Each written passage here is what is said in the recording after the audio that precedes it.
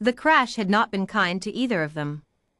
Zyrex Core, a registered survivalist of the Threneth Expanse, 3 centuries of training in resource conservation, emergency rationing, and morale management under deprivation, sat against the scorched hull of the escape pod with his ration calculator clutched in both hands like a holy relic.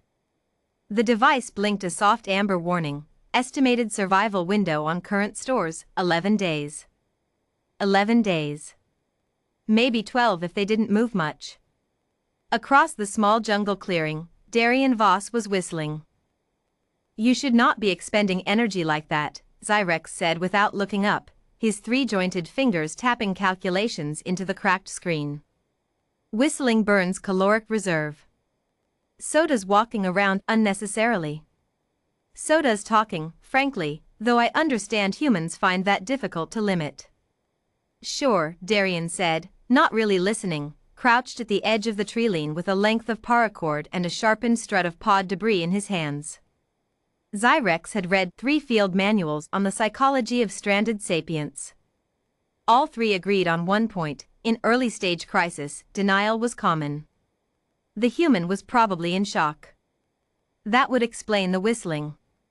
The casual tone. The total absence of panic in a creature whose species had no claws, no shell, no venom, and, as far as Zyrex's species database indicated, no business surviving anywhere outside of a climate-controlled habitat. "Darian Voss," Zyrex said, in the gentle, instructional tone he'd been trained to use on civilians during catastrophic loss events. "I need you to understand our situation. We have 14 ration bars. 2 purification tabs. A pod with no working transmitter. We are, conservatively, 400 kilometers from the nearest beacon relay. We must conserve food. Immediately. Starting now, we eat 1/3 of a bar every 2 days, and we do not, under any circumstances, expend energy on non-essential tasks." "Cool," said Darian, still crouched. "Hang on, almost got it." "Got what?" There was a sharp metallic snap, a brief thrashing sound from the underbrush, and then Darian stood up holding a writhing 6-legged marsh runner by its tail, a crude wire snare cinched tight around its hind leg. "Dinner," Darian said, grinning, holding the creature up like a trophy fish. "Took me 20 minutes. There's a whole warren of these things by the creek. Slow little bastards once you know where they bed down." Zyrex stared. His optical nodes did the alien equivalent of blinking, twice. "That is a Threlian marsh runner. They're full of biotoxins in the dermal layer. You cannot simply eat one of those." "You can if you skin it first and don't eat the skin," Darian said, already crouching again, knife out, with the kind of unbothered competence of a man gutting fish at a lake house. Did 3 tours doing survival training in actual swampland back home. Different planet, similar problem. Toxins topical, not systemic, in like 90% of amphibian analogs. I checked the scanner before I went out. Your pod's bioscanner's still got juice, by the way, I used it. Confirmed the toxin profile's contact-based. We're fine. Zyrex's ration calculator beeped, forgotten, in his lap. "You used my equipment," he said faintly. "Without conserving the charge. I'll put it back. That isn't the issue. Relax, big guy." Darian flicked a strip of skin off with surgical precision. "I'm not eating your 11-day plan. I'm making it 20. By the time the sun, a hot orange thing low against the jagged tree line, started sinking, Darian had a fire going in a stone-ringed pit, 3 skewered marsh runner haunches roasting over the coals, and a second project underway that Zyrex did not yet have a name for. "You are using more of the purification tabs," Zyrex said, watching with mounting dread as Darian dropped one into a dented canteen full of murky creek water. "1 tab. For 4 liters. That's textbook ratio, my guy. We only have 2 tabs total. And now we'll have clean water for 2 days instead of dehydrating ourselves out of paranoia," Darian said. "You're not gonna ration your way to survival by refusing to drink, Zyrex. Hydration's not optional. It's not a luxury item. Zyrex opened his mouth to recite the Threnith Survivalist Code, Article 4, in crisis, the wise creature treats every resource as singular and irreplaceable, but stopped, because Darien had just produced, from an inside pocket of his flight suit, a small crumpled foil packet.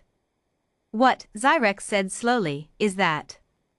Emergency chocolate. Darien turned it over in his fingers almost sentimentally. Standard issue morale ration. Every human flight kit's got one. Command figured out a long time ago that if things go bad, having something that tastes good keeps people from losing their minds. It's not about the calories. It's about not feeling like garbage while you're trying not to die. That is the single most illogical resource allocation philosophy I have ever encountered. And yet, Darien said, breaking off a single small square and holding the rest back out toward the firelight, watching it catch the glow, here we are. Caught dinner. Made water safe. And desserts coming up after. He looked over at Zyrex's untouched ration calculator. How's the math looking on your 11-day plan now, by the way? Zyrex looked down at the device. Then at the skewers turning slowly over the fire, fat dripping and hissing into the coals, the smell, he had to admit, against every instinct his training had cultivated, good.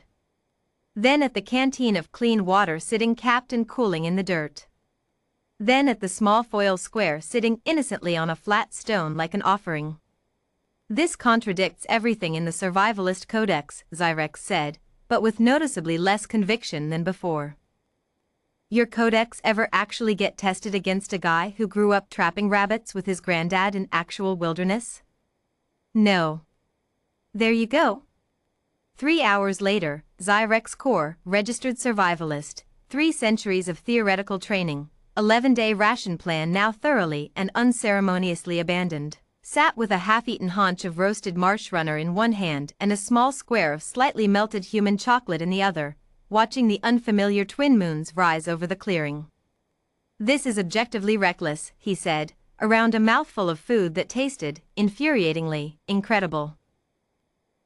Darien agreed, leaning back against a fallen log, perfectly relaxed, like a man at a campsite rather than a man stranded 400 kilometers from rescue. It's also dinner. And dessert.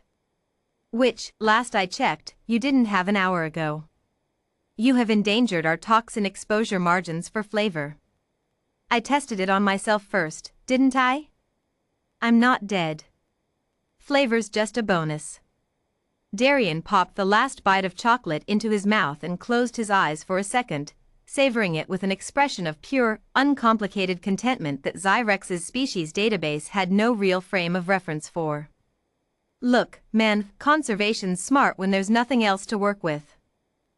But you had a whole jungle around you and you were sitting there doing math instead of looking for food. That's not survival. That's just slow starvation with extra paperwork. Zyrex was quiet for a long moment, turning that over. The Codex does not have a contingency for active foraging supplementation, he admitted eventually. It assumes fixed, finite stores. Yeah, well. Different planet, different problem-solving toolkit. Darien gestured at the dark treeline with a half-eaten skewer. There's protein out there. Water's right there in the creek. You don't ration your way out of a bad spot if there's more food walking around in the bushes. You go get it. Humans figured that out a real long time before we figured out spaceflight. Zyrex looked down at his ration calculator, still blinking its patient amber warning, estimated survival window, 11 days, and, for the first time in his career, found the number almost laughably small. How long, he asked slowly, do you estimate we could survive, using your methods?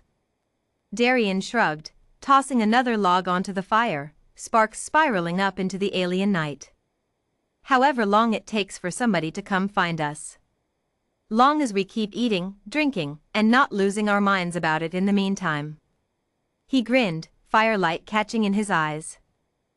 Pass me another one of those marsh runner legs, would you? Dinner's good. We earned it. and against every instinct 3 centuries of survivalist training had carved into him, Zyrex's core, slowly, almost reluctantly, found himself reaching for a second helping.